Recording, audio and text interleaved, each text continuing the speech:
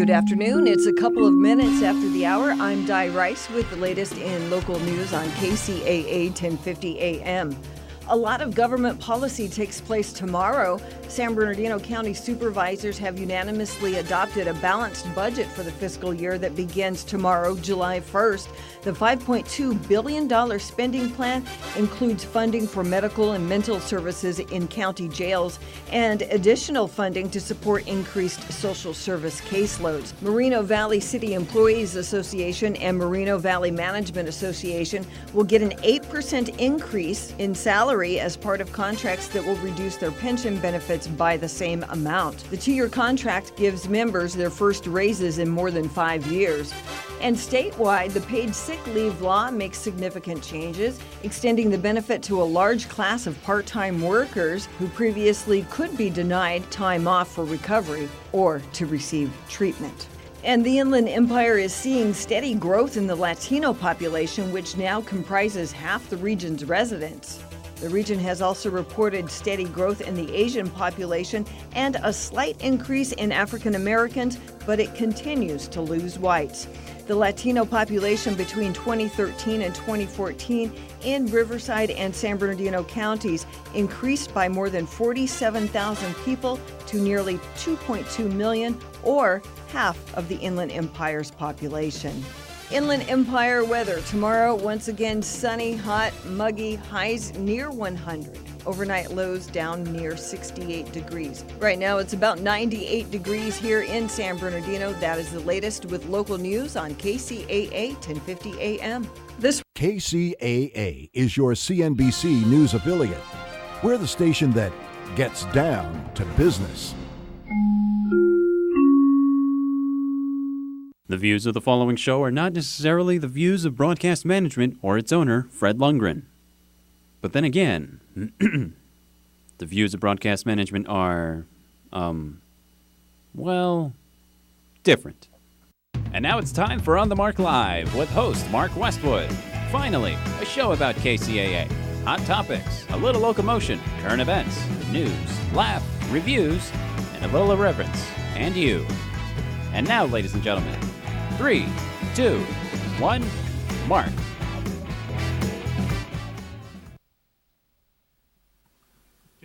Amazing grace. Amazing grace.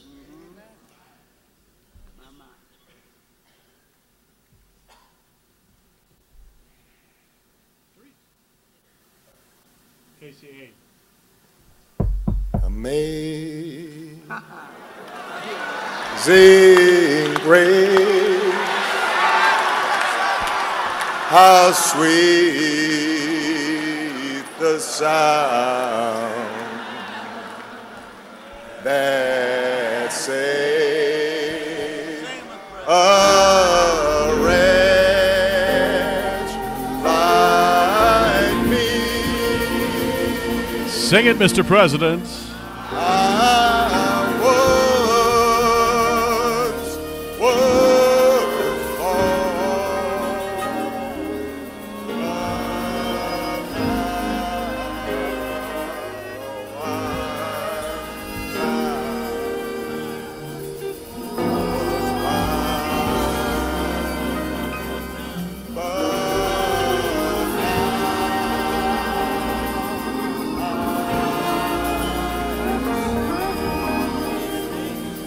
Ladies and gentlemen, that was the President of the United States, Barack Obama. And he's my president. I'm proud to have him. And he was showing a spectacular, great, graceful side there himself, singing Amazing Grace at the funeral of the fallen people who were killed in their church while just merely trying to pray. And we've had a spectacular, incredible week in the past week or two, actually, that's remarkable, I got to tell you. Lots has happened, and we've got a lot to talk about on the show today. Mark Westwood with you here, the host here on KCAA. You know, I have a show that's kind of a mix of politics and entertainment and all kinds of stuff. And before that, I had the political hour, and the show was all political. Today, the show's going to be a little bit more political. And first of all, I'm going to have a couple of guests coming on. First of all, one of the Democratic Party leaders in San Bernardino County, Terry Massel, will be joining us in a few minutes. We also have the privilege and honor once again to have Father John Reed. Thank you for having me. Of the Church of the Gauls, and it has kind of a Catholic rite to it. Correct. And he is also an author of a book called Close Your Eyes So You Can See Me. Very interesting title. People feel blindsided by it from time to time. Yeah. You want to move that a little closer? Yeah, and what do I feel blindsided by at time to time? You just couldn't resist it. Father John also has a big sense of humor. When you have my looks, you have to have a lot of humor. That's right. And we need to get a little bit more volume of Father John. It's as loud as it gets. You know what we're going to do here? We're going to switch microphones on you here. And we're going to have a little redundancy here. Let me turn that one off, okay? And then we'll turn that one on. Is that a little better? A little bit better, yeah. Let's give him a little bit. Now he's on another channel, of course, so we've got to give him a little more volume. And sound, we'll say mic check on the air. Mic check, 1, 2. Mic check, 1, 2. Mic check on the air. And just talk a little louder, John. That's all you're going to have to do. You got it. Okay. He has a very soothing, kind of cleric voice there, I guess. Father John, welcome. Let me tell you, this book is called Close Your Eyes So You Can See Me. And it's a spiritual growth book. It comes from bringing more good into our daily lives by sweeping out old shame-based belief systems. So I thought, what a great thing to lead off with is a shame-based belief system. Yes. And talk about, some people have talked about it for a while.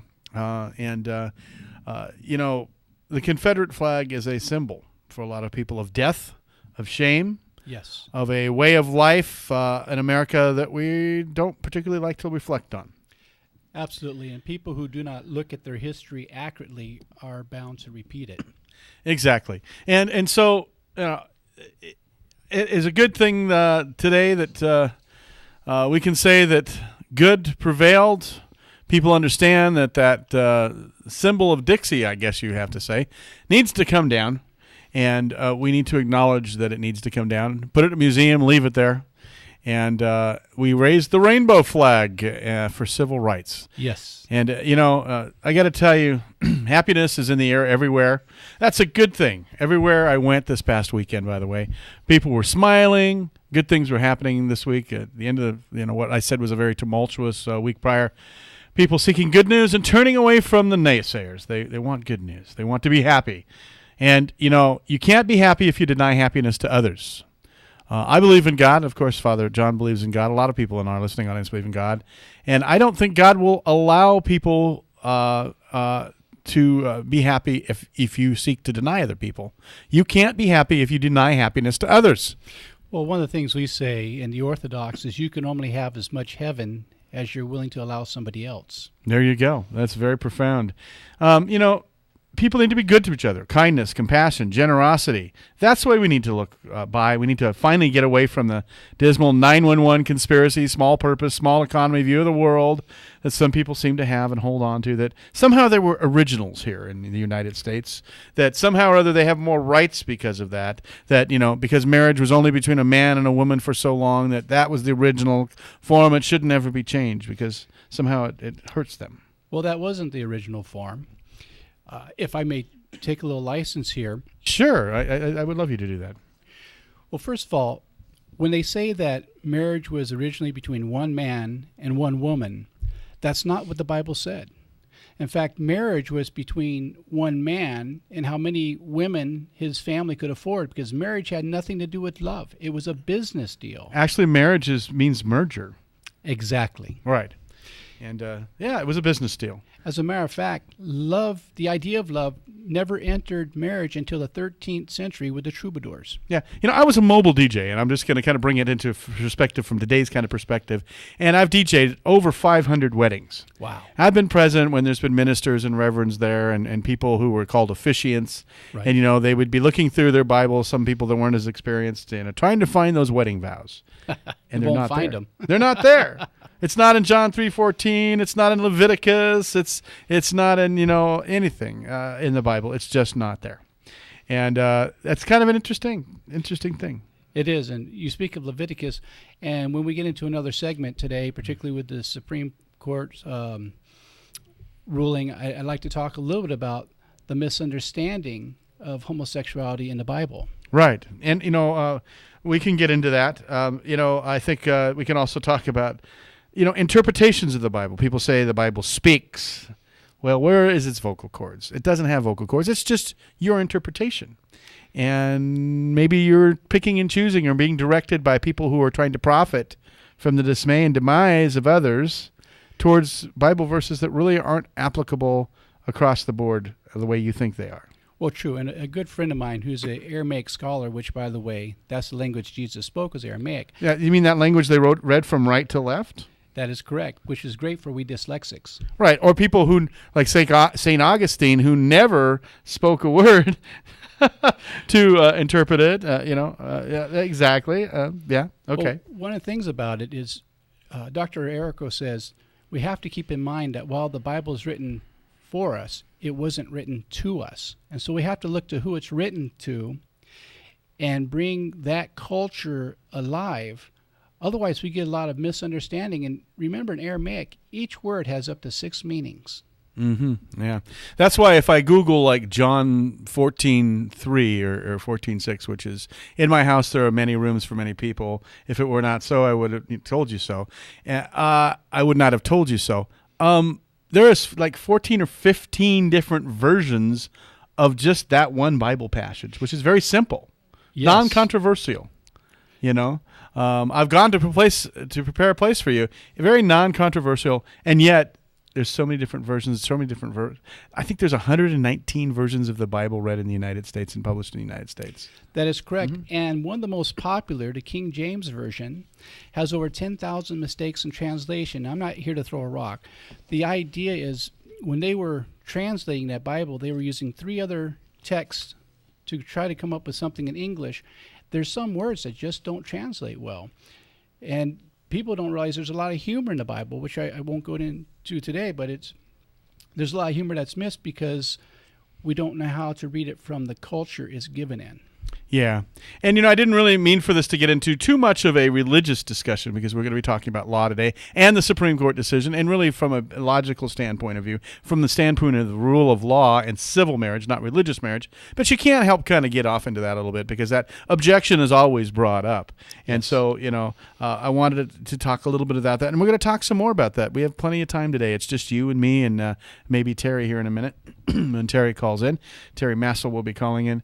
But, it was a remarkable ruling that came forth. Yes. And before we go too far, I don't want to skip over, and I think what got us into the religious kind of talk for a minute was hearing the President of the United States, who some people have proclaimed, was, of another religion, wasn't Christian. Right. Or wasn't religious at all, or evil, sing, one of the most sacred traditional hymns from the heart. You could tell it was from the heart. And it was just living proof to everybody, all those naysayers that said he wasn't born in the United States when he was.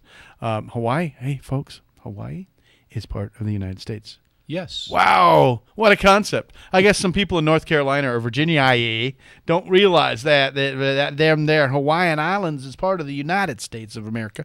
Anyway, and it's okay to make fun of them because they make fun of themselves by what they say. But anyway, he is Christian, and he is a man of God, and I thought it was an exceptional thing to see an American president. I don't think I've ever in my lifetime or throughout history seen, reels or whatever, seen the President of the United States sing a religious hymn. Well, he went from politics to straight heart. Mm-hmm. If there wasn't spirit involved with that, I don't know what is. He didn't care what people thought. He was reaching out to fellow Americans who are deeply wounded and saying, I'm one with you because we are one nation, and at this moment, we need to come heal each other. And what an appropriate song for it, because when you know the history of that song, that's a true song of conversion, of looking at a painful situation where people have been wronged, mm-hmm. and they're coming around and saying, mm-hmm. yes, I need this grace too. And I can see no other time greater than right now that we as a country need grace where we're shooting each other. What kind of a person, and it just, how does someone go in and spend an hour and 15 minutes with a group of people praying, and then, in their church, gun them down, gun the minister down? But this is what we've come to. It's this kind of, we've been at war for over 10 years. People are still, very, very cynical about 9/11 and what happened. And you hear about ISIS. And, earlier this year, you heard Alex Jones, bat stung is going to rain down from the Alex Jones is one of our talk show hosts at 3 a.m. in the morning. He used to be on at 10 a.m. in the morning. Pissed me off. He's on at 3 a.m. in the morning. Oh, you better bump that. Anyway, that was the Bat Dung show that did it for him. But Wow. He was talking about the disease that never was, and I'm trying to think of it. Was it Ebola? Was it that Ebola? Ebola. And, they were talking about this, how President Obama wasn't handling it right, and it was right before the election. Right. And I think it was just done to kind of turn the tide on the election. And it worked a little bit, and people bought it. But, still to this day, it's like the weapons of mass destruction. It was the disease that never really was. Right. And unfortunately, people bought into it. But I think people now are going, wait a minute, I've been lied to, I've been scammed, I've been, things have been twisted. I don't want this anymore. I want to be happy. Well, one of the problems we have is, as Americans, and I mean this with a great deal of love, we have short memories. Mm-hmm. And we forget that we just got lied to not too long ago on some of these same topics, and we think it's going to be different somehow. Yeah, but you can see it all across Facebook, by the way, and social media. In Facebook, there's this thing that you could click on to say, celebrate your pride in the Supreme Court decision, and you clicked on it. I did that, and it turned my, put a rainbow flag over my face, kind of a translucent rainbow flag. I've left it there, and I'm proud of that, Good. And a lot of people are. And, I want to compliment those people who are brave enough to rainbow their faces and stand for civil rights of others, because Amen. Not everybody I saw that I realized, my aunt was, not gay, that sort of thing. But she did it, that sort of thing. My son, who's a tough mechanic, did it with his. He was so proud of this decision. He said, this is a very good day for America. Right. And, they may know some other people. They love some other people that may be gay or lesbian or bisexual or whatever category you want to categorize people into. I don't think it's that important to put people into categories, just people. And they may know them, they may love them. And they don't like this idea that people are beating up on them, yes. That somehow granting a group of people marriage rights distresses or affects the rights of marriage of someone else. A ridiculous, pure notion, unproven fact. Which comes around every time we have to change our mind about something. Look at interracial marriage, which is really kind of a oxymoron because we're all one race, or human race. Right. But if you remember the stories they said then, that pretty soon people want to be marrying their pets. Mm-hmm. It didn't happen. No one decided to marry their pets. Well, maybe down south, but you can't consider your sister a pet, even if it's down south. But we are human beings. We're meant to be together. God is the creator of love, not a political party. Right. And, I've heard everything this week, God created Adam and Eve and not Adam and Steve. Yeah. I'm like, okay, here's that stupid comment again. Most people don't realize that that's in Genesis, of course, and that there's a lot of people who believe that and the creation of earth and everything that was depicted in the Bible being like the Reader's Digest of the time, right. Because there was no printing presses, there was no nothing. That the Bible included weather reports, recipes, what to do with your beef and your cattle, and, how to grow your beard. How to raise your children. It also included love, and in the Second Amendment, the second version of it, it included all things that were known to man, and one of them was entertainment. So there's stories and parables told, and a lot of people believe that the story of Adam and Eve was kind of a play.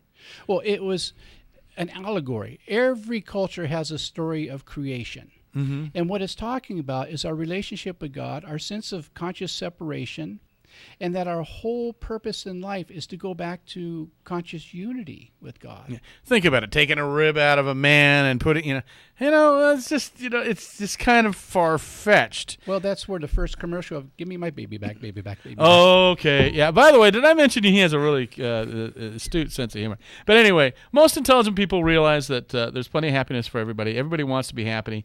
I see people opening up their hearts. There's promise here that, hey, it's about other people we're talking about, real people who live, breathe, bleed, and seek the same comforts and happiness we all do. And deserve it. And deserve it. Most certainly do deserve it. They deserve something that's called an inalienable right.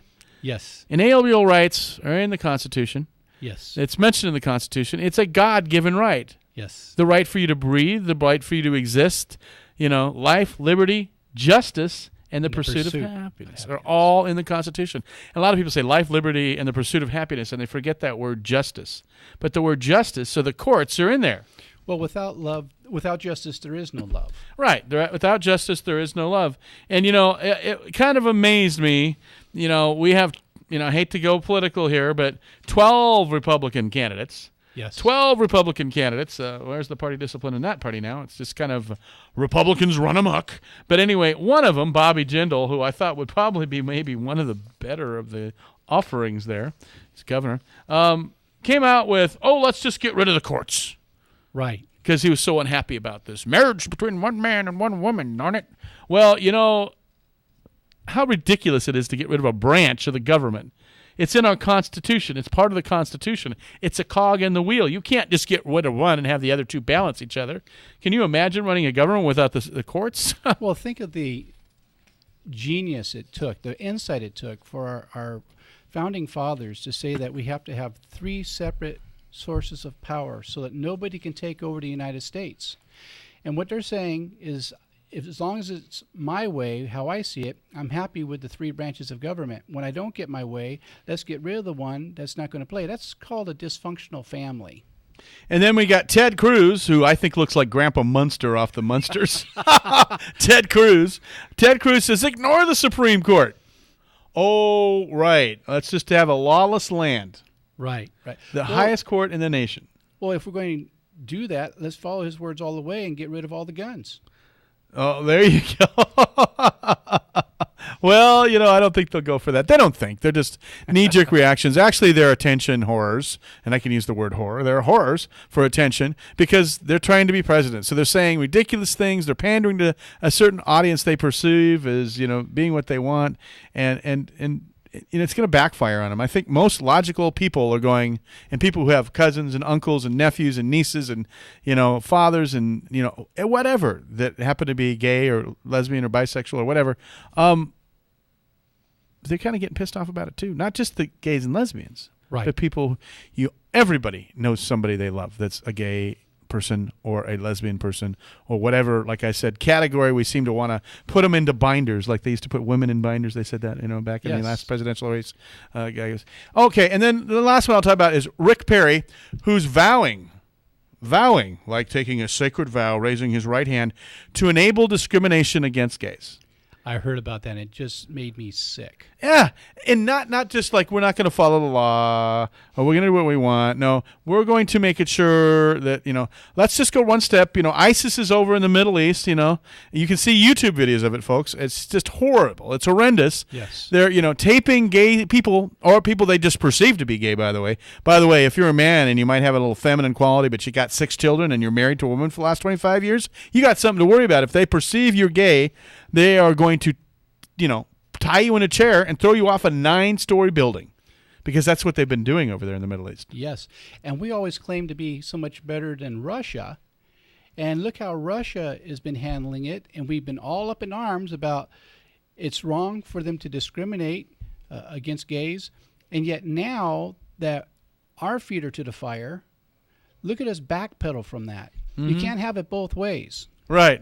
There's a song called Disco Inferno we might pull up here in a minute. The reason I say Disco Inferno is because shame on the fact that, there's some ministers that said, I'm going to light myself on fire if they, this constitutional men, this is ruled and the opinion is ruled that gays and lesbians should be allowed to marry.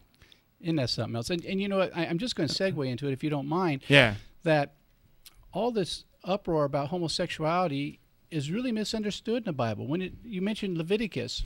Mm-hmm. When Sodom and Gomorrah... You mean the Jewish cleansing laws, yeah? Right. Mm-hmm. What they were in trouble for was not homosexuality. In fact, in Hebrew, there is no word for homosexuality. No. They were in trouble because they would not practice the Jewish custom of hospitality. At that time, sodomy was performed on any army that lost. It didn't matter what your ethnic background was. When your army won a war, in a way to dehumanize the men, because women were made into third and fourth and fifth class. They weren't even people. They weren't even people. They were treated like cows. So in order to really dehumanize a man, you made him into a woman. That's exactly and that what it was their about. Perception. That was perception. And so when they were throwing the angels out and they were going to sodomize them, that was because that's what you did when you defeated somebody. So that's not what God was upset about. God was very upset about the fact that they would not practice hospitality. Exactly right. It's all in the interpretation of the Bible. You know, if you want to get back to the Bible, and since we have a father, you know, I was told once, you know, it's as impossible for a rich man to get into heaven as it is to a man to go through an eye of a needle. And back in the day when I was younger and didn't have very much, training, I thought, how in the world would a camel pass through the eye of a needle? Well, exactly. A camel can't pass through an eye of a Singer sewing machine needle invented in 18-something hundred. Correct. That's not what they call a needle. A needle is a needle's eye where two canyons come together.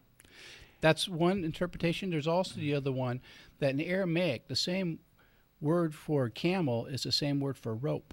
Mm-hmm. And a rope is not what we think of in America. It's what they made the tents with. It's a very thick thread, and for it to get through the eye of the needle, you had to shave off. Right.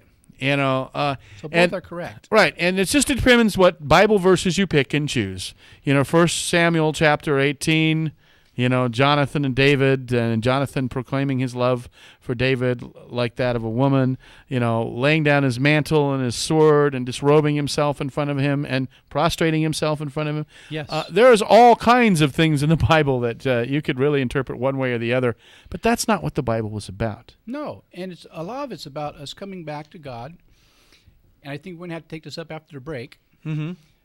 But it is all about coming back to God, and every hero in the Bible was scandalous. So God's not looking for perfect people. That's right. And, that's, kind of a little premise of what we're going to talk about in the second half. We're actually going to talk about this amendment, or the 14th Amendment. We're going to talk about the ruling and the opinion. And we're going to do it from a, standpoint of view that's, not emotional, not religious, but civil. And the 14th Amendment, before we go to break, just says, under the Due Process Clause of the 14th Amendment, no state shall deprive any human of life, liberty, or property without the due process of law. The fundamental liberties protected by this clause include most of the rights enumerated in the Bill of Rights. Yes. Which includes the right to marry the person you love. Amen. So, amen means so be it, and also the end of prayers. So we'll say this is the end of the religious part of our ceremony here, our show here, if you want to call it that. And On the Mark Live will continue. I'm Mark Westwood with Father John Reeve, and we'll be right back after this. Kcaa, the world, and you, with more to come in a moment.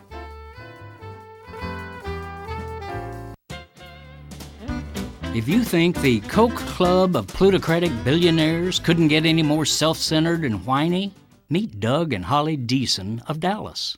The Deasons, along with 10 other Dallas members of KKPB, recently co-signed an op-ed in that city's morning news. The privileged coterie expressed dismay at the widespread criticism of the Koch brothers' January conclave of uber-rich right-wingers who pledged about $1 billion to try buying the 2016 elections. The dozen Dallasites were at that meeting, joined the pledge, and want us commoners to know that the Kochites are flooding the elections with so much money merely because they want to install a national government that is, quote, impartial and accountable. Really? No. A truly impartial government would place toxic waste pipelines, factories, and fracking wells in everyone's zip codes, including theirs. They don't want that. Also, these notorious tax dodgers certainly don't want to have every dollar of their income taxed, just as, say, school teachers do. And doesn't impartial mean that their children would have to go fight in America's endless wars, too? rather than leaving that unpleasant task to the non-privileged? They really want to install an impartial government that's partial to them, letting them run roughshod over the rest of us and their avaricious accumulation of greater wealth, power, and privilege. And what a hoot for the 1% of the 1% to demand that government be accountable when they're running dark money political campaigns that hide their identities and use front groups to keep voters from knowing that the KKPB is out to buy America's democratic process. This is Jim Hightower saying any government that would be installed by the money and deceit of such self-righteous, narcissistic cowards would not be worthy of America's name, its democratic ideals, or its people. If you'd like more of Jim Hightower's real populism, check out the Hightower Lowdown.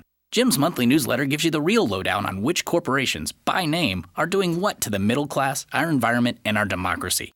Each month, the Hightower Lowdown brings you facts you didn't know, along with actions you can take to fight back. It also comes with a sense of humor. Hightower believes we can fight the gods and still have fun. Plus, get this, it's cheap. Only $15 brings you 12 issues a year. For real populism, go to hightowerlowdown.org. KCAA, where every day is a great day. KCAA, Loma Linda. Here's a look at the KCAA community calendar. You can win tickets to the Junior University Musical Theater presentation of The Jungle Book. Just listen to KCAA all day long and get ready to win. Are you looking for adventurous entertainment for the whole family? Then join Junior University for a musical theater experience that is unmatched under the stars at Roosevelt Bowl in Paris Hill Park. This year, it's Mugwai and the Adventures in the Heart of the Jungle as Junior University presents William R. Dixon's adaptation of The Jungle Book. Show dates are July 17th through August 1st. Starting time is 8:15 p.m. General admission is just $10 for adults, and children 12 years old and younger are just $5. Two parents and all their children under 18 years can purchase a family ticket at the box office for just $25, and you can save 20% on a family ticket if you print it out at home by going to junioruniversity.org. Listen to KCAA and win tickets to The Jungle Book. And that's a look at the KCAA community calendar. I'm Mark Westwood. KCAA Loma Linda, your CNBC news station for the Inland Empire. And now it's time to batten down the hatches, because here comes more of Mark Westwood and On the Mark Live. 3, 2, 1, Mark. And we're back with the second part of our show here, KCAA 1050 AM. Mark Westwood with you on the Mark Live on this Tuesday edition with our guest, Father John Reed. And Father John, pleasure to have you here, and welcome back. Thank you for having me. It's a treat to be here. Thank you very much. And we're talking about a subject that's difficult for most heterosexual men like you to talk about. And that is that, we're going to talk about gay rights. We're going to talk about gay marriage. We're going to talk about the Supreme Court and what just happened Friday and lots of elation all across the nation. It was just happened to be the weekend of Pride festivals across the nation in New York and in San Francisco and all the way. So it came right on it was like the heels. I hate to say it that way, but heels. Don't go there. Of this spectacular Supreme Court decision, and this was based on the 14th Amendment. Yes. Before I get into this, we have a little bit of a connection here in San Bernardino. If you've ever gone to San Bernardino High School, in particular, and that was that the City Attorney of Los Angeles is named Mike Feuer. Yes. He was formerly the 42nd Assembly District representative, which is my assembly district, but as it goes. The districts were redistricted, so they give them different numbers. But I like to think that Mike Feuer was 42nd.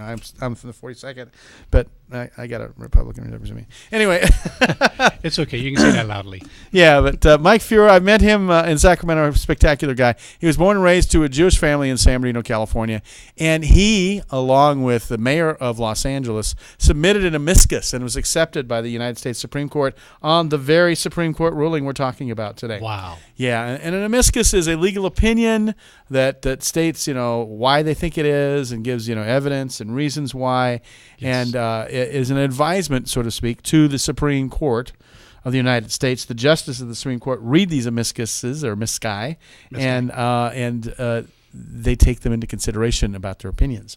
And so it was a very, very, very crucial thing, and because it came out the way it does. I think Mike had a lot to do with it. He was a president at Parkside Elementary School here in San Bernardino, which is a racially mixed public school. And, he was elected and ran for class president at Golden Valley Junior High School. And, he had the staff of the school district to have another election.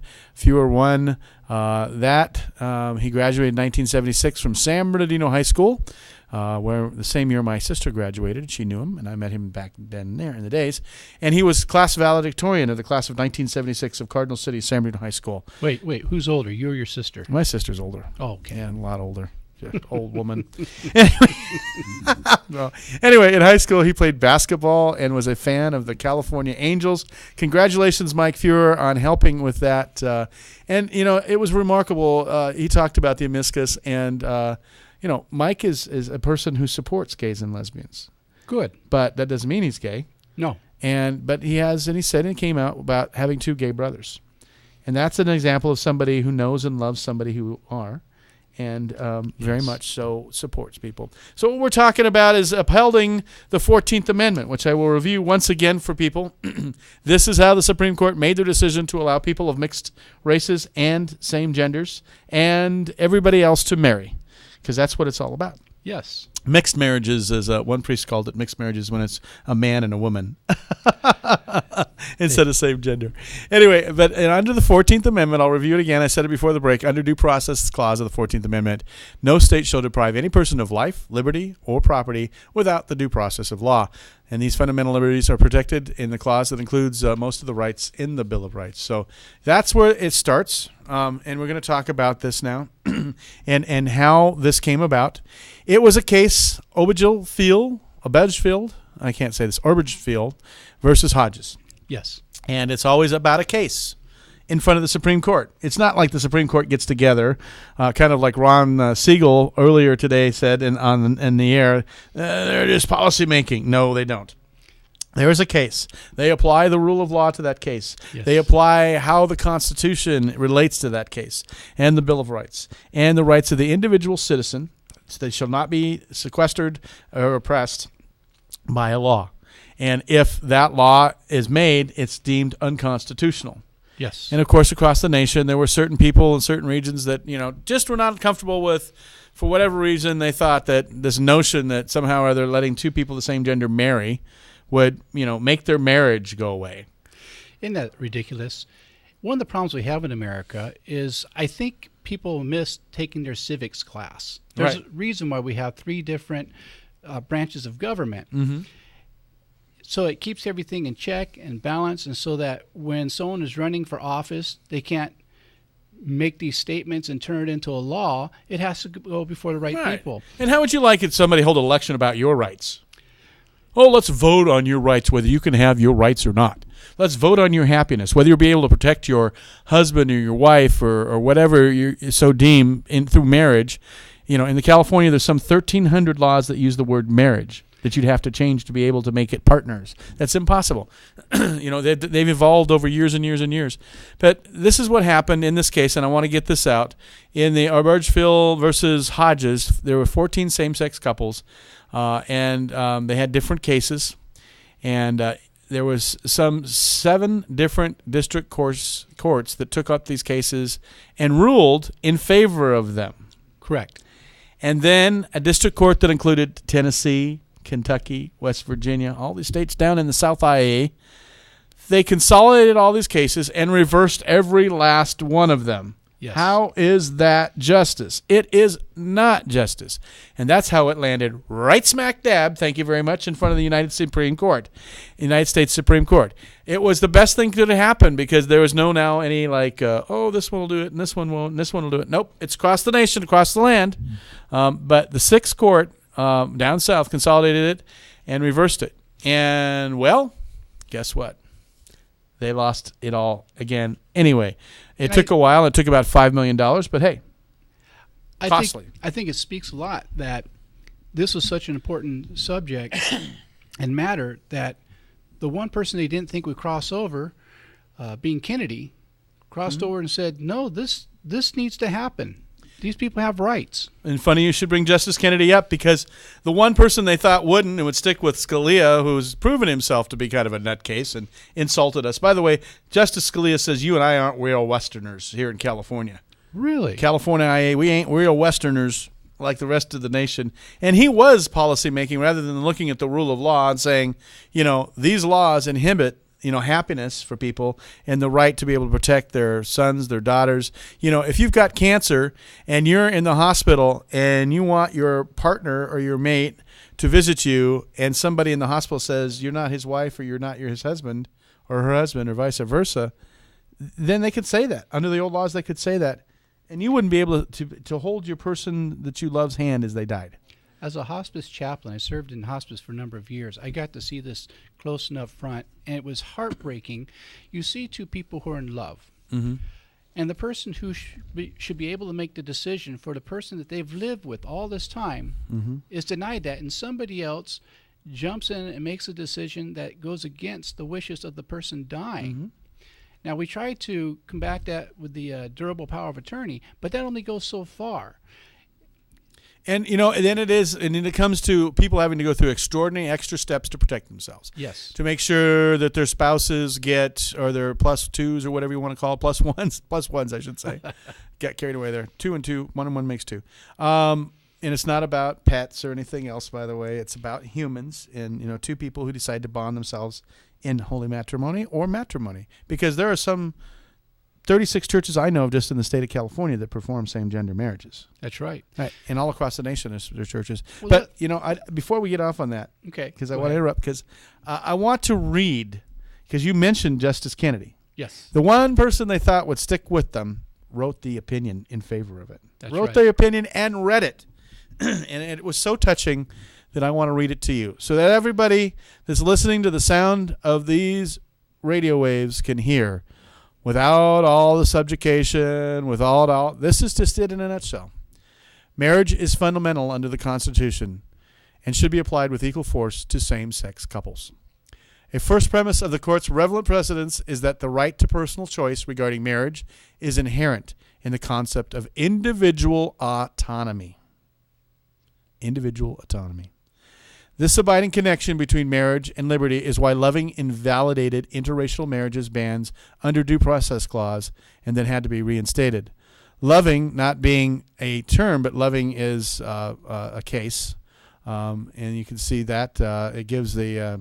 You can Google this and you can see the what they state here, and it's got a long title, case number. But Loving held the right to marry is of fundamental importance for all individuals, like choices concerning contraception, family relationships, procreation, and child rearing, all of which are protected by the Constitution.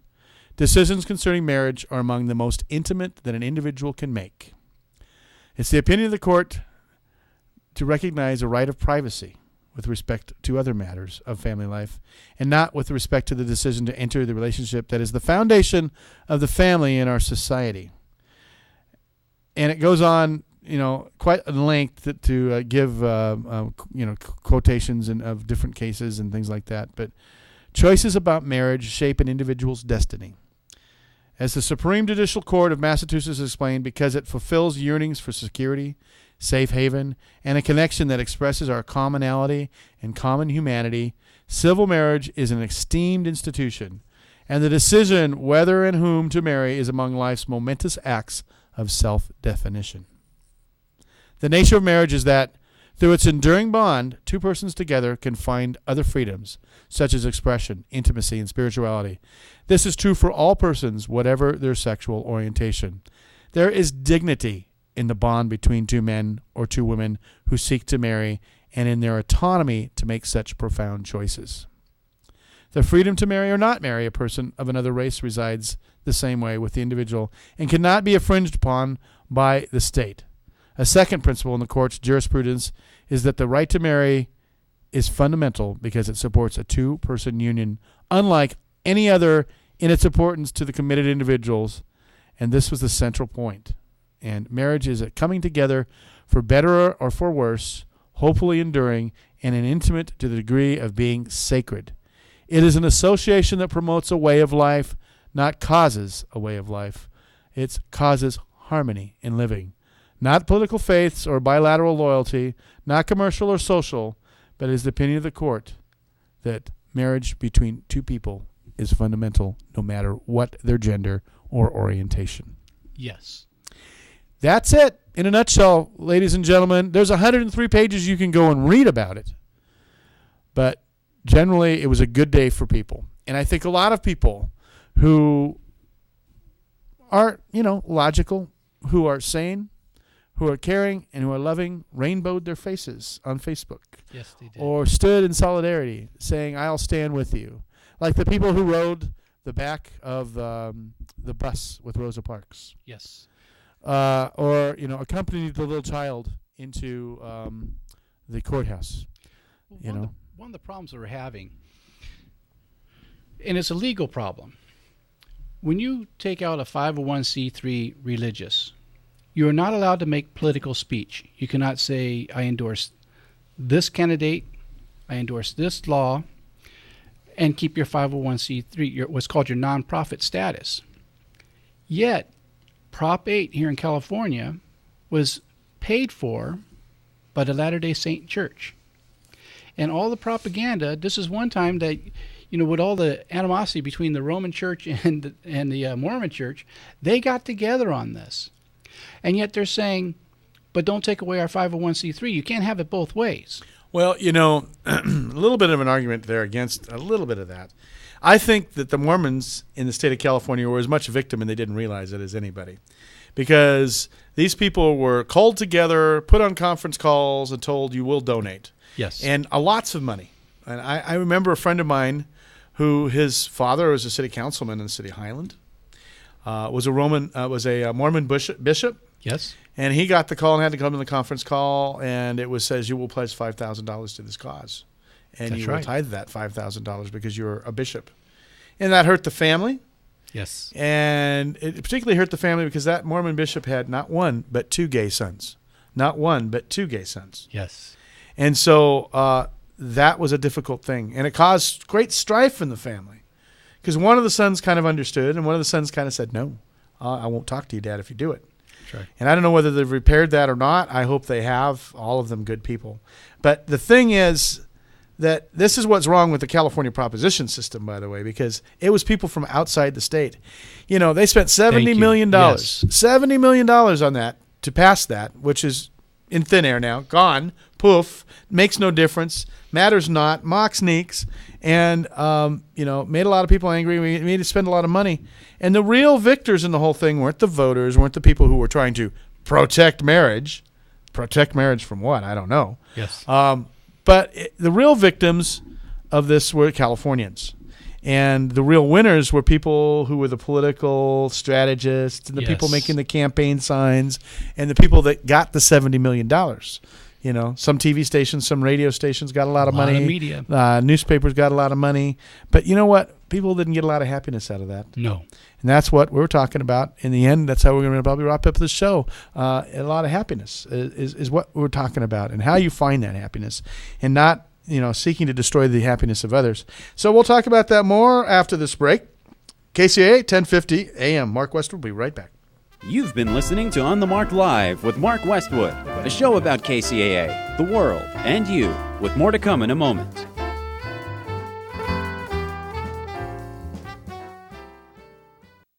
The Osgood File. This is Charles Osgood on the CBS Radio Network. When you think about endangered species, it's likely that butterflies will not come to mind. But they really should, says Professor David James of Washington State University. Butterflies are important pollinators, and they are on decline in this country and throughout the world. And there's a lot of concern about the diminishing number of butterflies. He has looked at a trend in his state that could help the butterflies. The answer can be found at the vineyards, as you'll hear after this. Some vineyards in Washington State have planted special shrubs around their properties to try to lure certain types of insects that help with pest control. What Professor David James found is that the shrubs also seem to attract large numbers of butterflies. In the habitat restored vineyards, we found 3 to 4 times as many butterflies, both in terms of species and numbers of actual butterflies. The butterflies usually don't snack on the pests that seek out the vineyards, but he says that they do know how to brighten their surroundings. aesthetic appeal is probably underrated. I mean, it's quite important, I think. People like to see butterflies. Making wine is a competitive business, of course. So a vineyard that can offer a butterfly showcase, along with the wine tasting and the cheese plate, might be onto something. Having butterflies around while you're drinking wine is obviously a good thing and adds to the appeal of the visit. He hopes more vineyards will try this idea. Good for the winemakers and good for the butterflies. Vineyards, I think, can play a big role in the restoration of populations of butterflies. I'm confident in the future it's going to grow, and the more it grows, then the more help it will give to butterflies. I wonder if butterflies do wine reviews. The Osgood File. I'll see you online at Facebook, Twitter, and at theosgoodfile.com. This is Charles Osgood on the CBS Radio Network. KCAA Loma Linda, your CNBC news station for the Inland Empire. And now it's time to batten down the hatches, because here comes more of Mark Westwood and On the Mark Live. 3, 2, 1, Mark. And we return with the final portion of our show. I've been here today with a very good guy and a reverend, the Father John Reed. Father is a priest in the Church of the Gulls, and he's a leader of that church. It's a church in the Catholic Rite. And I want to mention to you, as we talk about this, a little bit of subject we're going to talk about here, and religions and how they kind of relate to this amendment and everything else, that Father John is a Catholic priest, because the Catholic is a kind of a brand of religion, just like Methodist or Lutheran or everything else. There's Syrian, Greek Orthodox, there's Roman Catholic, there's Coptic. So, you're one of them Catholics. I'm Catholic too. And, I want to say that, there's been a little bit of a schism in the Catholic Church. A lot? Yeah, by its followers and its flock, and between the people that are intermediary, which is the bishops, and the people that are more political, yes. And then the Pope, who's more philosophical, and he's saying, it's not my business if a man loves another man, if he lives a good life, it's okay. Just, live a good spiritual life and be a good man. We're not going to talk about this all the time. So it was kind of hard last Sunday to hear in some churches, in the Catholic Church, that, they, he had a letter from the bishop that talked about, what good Catholics should do. Well, good Catholics should be peaceful. They should be loving, and they should be tolerant, and they should be respectful. And most of all, I think they should be reflective and pray and read and listen to their own consciousness and consciences. And they should follow Scripture. Mm-hmm. And if you follow Scripture, Jesus never talked about same-sex marriage. He didn't talk about abortion. He didn't talk about many things that in the last 500 years have become such a big deal, what we call red button issues. What he talked about was take care of the poor, take care of the people who are on the outside. Those were his favorite people. And I love this new Pope. Now, even though I'm ordained as a Catholic priest, I'm under the Orthodox, because the Catholic does mean universal. Mm-hmm. But as an Orthodox, I love this Pope. And a lot of people I hear say that, especially people who are non-Catholic. Pope Francis is adored and loved by the whole world, and is doing something that a lot of popes haven't done, like Benedict, Ratzinger before him. And that is that, they were commanded to Peter, upon this rock, the very first pope, right, I build my church. Not to have rocks in your head, right, but to build the church on the rock. And boy, if there's anybody who is doing that, it's Pope Francis. He is just building that church up. But I want to talk about this and what we're all commanded to do, and that is to love our fellow man. And in the Bible, man meant human. Correct. And it wasn't specific to gender, but but first of all, the one thing that as a child, as a parent, as someone who's been in a family, knows that parents work their entire life to make sure their children are happy. Yes. That's all they want for their children is happiness. And happiness is the gift that the Creator has chosen for all of us. You're not to deny anybody else that. You do not now own, or nor have you ever possessed or controlled another person's happiness. It's not up to you. Happiness is not just for a select few. You may seem worthy or deem worthy. Yeah, but happiness is a God-given and in the Constitution, inalienable right Yes. of all of us. And that part of that right is to be able to love who you want, to choose who you want to love, however you define that, to choose your religion. Yes, everybody has the right to their own ridiculous opinion. Yes. And yes, you have the right to your religion. And no single religion in the state of California, especially I know this because Senator Mark Leno, a gay senator from San Francisco, wrote, authored, and put the law through the legislature in the state of California that says no state will ever have to perform a gay marriage. I mean, not state, excuse me. No church shall ever have to perform a gay marriage if they don't want to. Well, first of all, marriage is a civil ceremony. What we do as a church is we just make a public announcement about it. We're witnesses to this civil ceremony. And when I sign a license, that's putting the church and state together a little bit, but they don't need the clergy to get married. They can do this with just the justice of the peace. Right. And, I just want to end with this a little bit, John. We got just a couple minutes. But, these gifts the Creator has chosen to grant His children, which I do believe He's given us the right to be happy and wants us to be happy. I would probably imagine that God probably contains the same anger any of us would have for anyone who harms His children or seeks to deny happiness to them. Imagine. I can't imagine, by the way, as I want to mention this and remember, the justice God would give someone who enters the Creator's house and guns down people who are merely seeking His love and prayer. I can't fathom the disdain God must have for those who insist on flying centuries old, should have been long abandoned flags of slavery and death. And, why they would choose that, I don't know. But, I can't imagine, that we should succumb to that or the terrorists of the world, no matter foreign or domestic. They do not possess us. They will not now or ever win. And this is proven again this week. We have so much to be happy about, so much to be proud to be Americans about.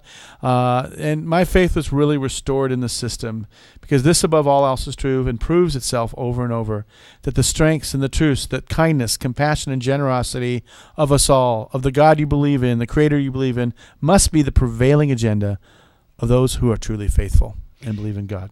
And let me, in my part with this, with the wonderful words of St. Paul, if I speak of things of God and of heaven, but have not love in my heart, I am nothing. I'm a sounding cymbal, a clanging gong. Mm-hmm.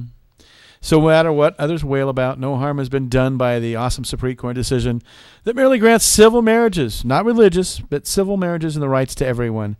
What religion and beliefs you have, that's your business, that's your choice, but realize and be tolerant of others that may be different. Respect them all. Seek your own happiness. Do not hate, because hate is the biggest, most dark evil of the whole entire world. Hate is. And this is a good day to love. That's right.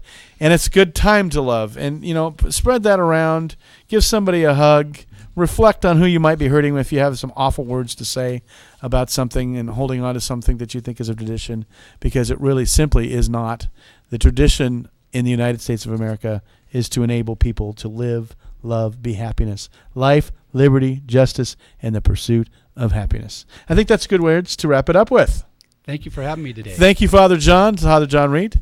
And thank you to all our listeners for listening. I'm Mark Westwood with On the Mix. We'll be back next week. And I've got some music coming your way, I believe, from a man named Arturo Sandoval, who may be performing live here at KCAA, 1050 AM. Thank you for listening to On the Mark Live, hosted by Mark Westwood. It's a weekly show about this station, hot topics, local motion, and the world around us. Join us next week as we hop back on the KCAA Express for another ride on the Mark.